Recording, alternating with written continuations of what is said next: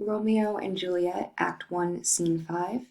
Make sure you have your Google Doc open with your guided reading questions so that you can answer the questions as you read.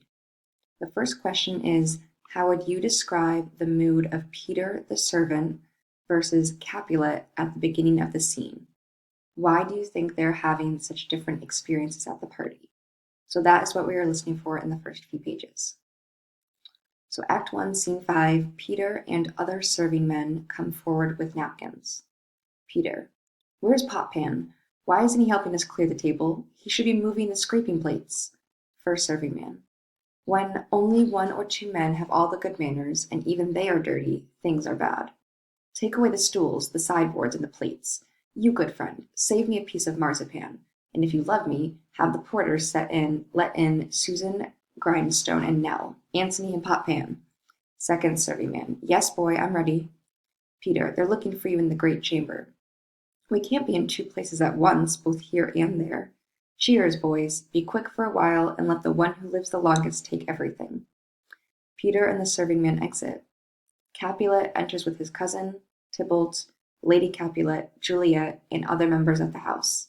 They meet Romeo, Benvolio, Mercutio, and other guests and maskers. Capulet: Welcome, gentlemen. The ladies who don't have corns on their toes will dance with you. Ha, my ladies, which of you will refuse to dance now? Whichever of you acts shy, I'll swear she has corns. Does that hit close to home? Welcome, gentlemen. There was a time when I could wear a mask over my eyes and charm a lady by whispering a story in her ear. That time is gone, gone, gone. You are welcome, gentlemen. Come on, musicians, play music. Music plays and they dance. Romeo stands apart. Make room in the hall, make room in the hall. Shake a leg, girls. To serving men: More light, you rascals. Flip over the tables and get them out of the way. And put the fire out. It's getting too hot in here. To his cousin: Ah, my man, this unexpected fun feels good. No, sit down, my good Capulet cousin. You and I are too old to dance. Capulet and his cousin sit down.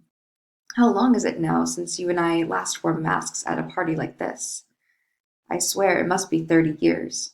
What, man? It's not that long. It's been since Lucentio's wedding. Let the years fly by as fast as they like. It's only been 25 years since we wore masks. It's been longer. Lucentio's cousin is older than that, sir. He's 30 years old. Are you really going to tell me that? His son was a minor only 2 years ago. Okay, so we're going to pause there, and at this point, you should try and answer question number 1. How would you describe how Peter, the servant, is feeling versus how Capulet is feeling at the party? And what do you think, or why do you think they're having such different experiences?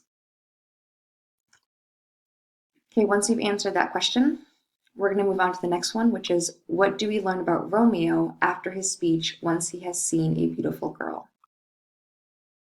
So we transition now, and Romeo speaks to a serving man. Who is that girl on the arm of that lucky knight over there? Serving man: I don't know, sir.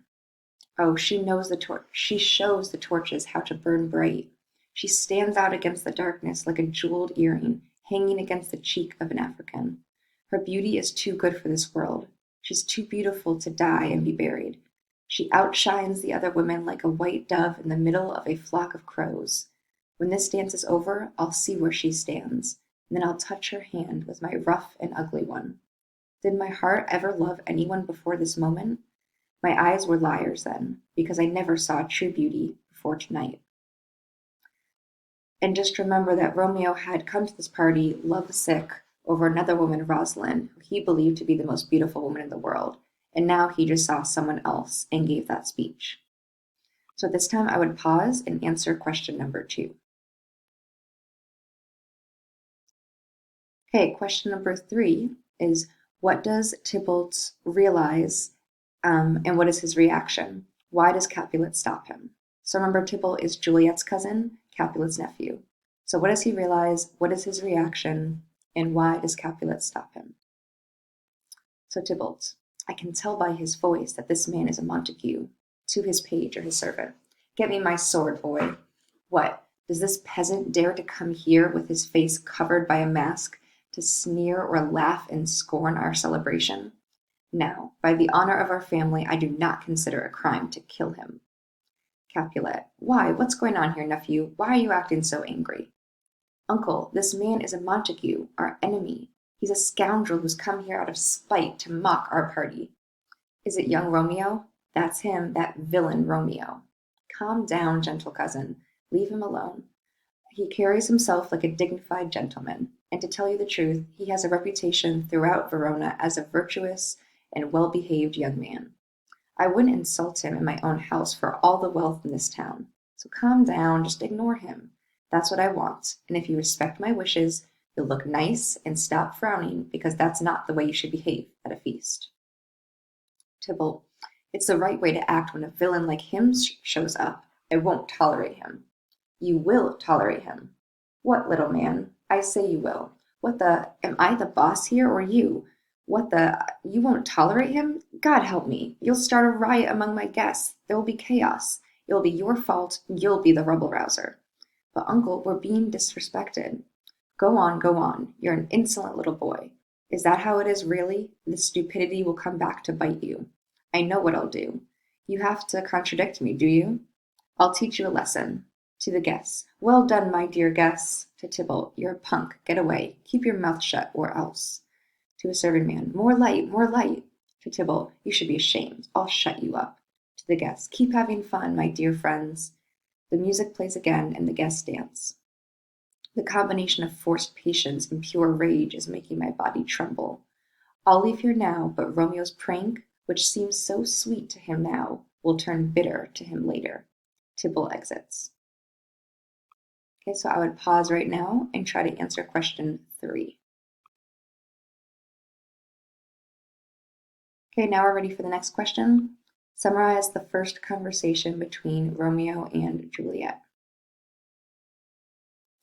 So Romeo takes Juliet's hand, and we see here that the first 14 lines of their speech together comes in the form of a sonnet, of a love poem.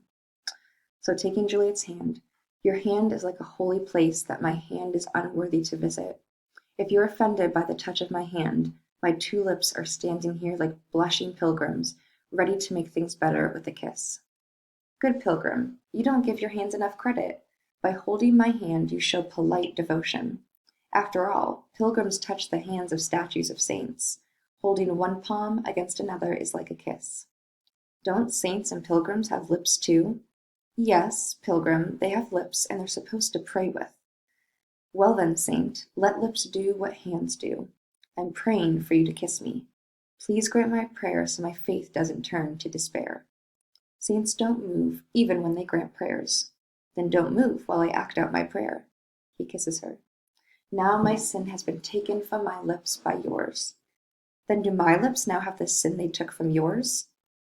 Sin from my lips? You encourage crime with your sweetness. Give me my sin back. They kiss again. Juliet, you kiss like you've studied how. The nurse, Madame, your mother wants to talk to you. Juliet moves away. Okay, so I paused this time. And answer number 4, summarize the first conversation between Romeo and Juliet. Now, if you're ready for the 5th and final question, how do Romeo and Juliet react when they discover each other's true identities? So Romeo says, who is her mother? The nurse replies, indeed, young man, her mother is the lady of the house. She's a good, wise, and virtuous lady. I nursed her daughter, whom you were just talking to. Let me tell you, the man who marries her will become very wealthy. Romeo to himself, is she a Capulet? Oh, this is a heavy price to pay. My life is in the hands of my enemy. Benvolio to Romeo, come on, let's go. Right when things are the most fun is the best time to leave. Yes, but I'm afraid I'm in more trouble than ever. Capulet, no, gentlemen, don't get ready to go now. We have a little dessert coming up. They whisper in his ear, is that really true? Well then, I thank you both. I thank you, honest gentlemen. Good night. Bring more torches over here. Come on, let's all go to bed. To his cousin, ah, my man, I swear, it's getting late. I'm going to get some rest. Everyone except Juliet and the nurse begins to exit. Juliet, come over here, nurse. Who is that gentleman? He is the son and heir of old Tiberio. And who's the one who's going out of the door right now? Well, that one I think is young Petruchio. Who's the one following over there? The one who wouldn't dance. I don't know his name. Go ask. The nurse leaves. If he's unmarried, I think I'll die rather than marry anyone else. Nurse returning. His name is Romeo. He's a Montague. He's the only son of your worst enemy. Juliet to herself. The only man I love is the man of the only the only man I love is the son of the only man I hate. I saw him too early without knowing who he was, and I found out who he was too late. Love is a monster for making me fall in love with my worst enemy. What's that? What's this? Just a rhyme I learned from somebody I danced with at a party. Somebody called Juliet from offstage. Right away, right away. Come, let's go. The strangers are all gone. They exit. Okay, at this time, you should be able to answer question number 5. And if you need any additional help, please just reach out.